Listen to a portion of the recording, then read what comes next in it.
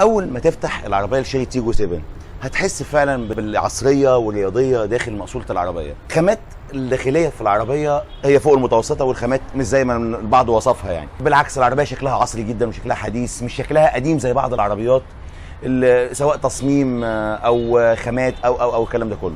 فالعربيه من جوه لا شكلها عصري وظريف، والخامات فيها نوت باد يعني فوق المتوسطه كويسه. فرش العربيه الداخلي بيجي في الفئه الاولى اللي معانا من القماش، اما في الفئه الثانيه فبيجي الفرش جلد. اما ظبط الكراسي فبيجي مانيوال في الفئتين. البطانه الداخليه للابواب الجزء ده كله جاي من الجلد، بصراحه سوفت تاتش حلو، مش عارف هم بيقولوا متوسطه، لا انا شايف انها كويسه بصراحه.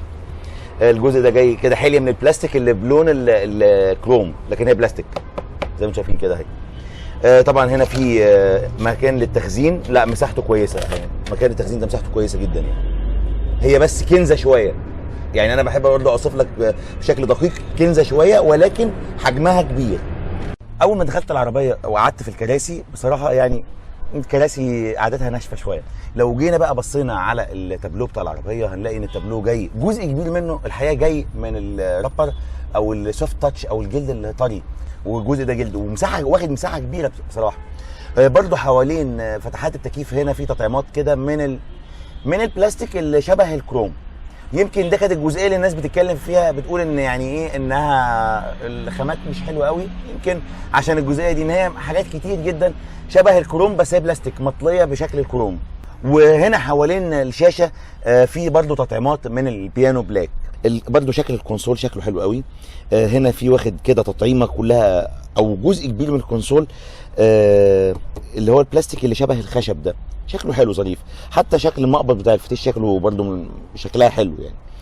هنا في فرامل اليد الكهرباء، وهنا زرار الاوتو هولد، وزرار الستوب اند ستارت مكانه هنا مش في المكان التقليدي بتاع العربيات، معظم العربيات فالمكان بتاعه هنا اهو. هنا في مساحه تخزين، وهنا في برضو 2 كاب هولدرز مع مساحه تخزين مع باب بيتفتح سلايد كده بشكل ظريف جدا.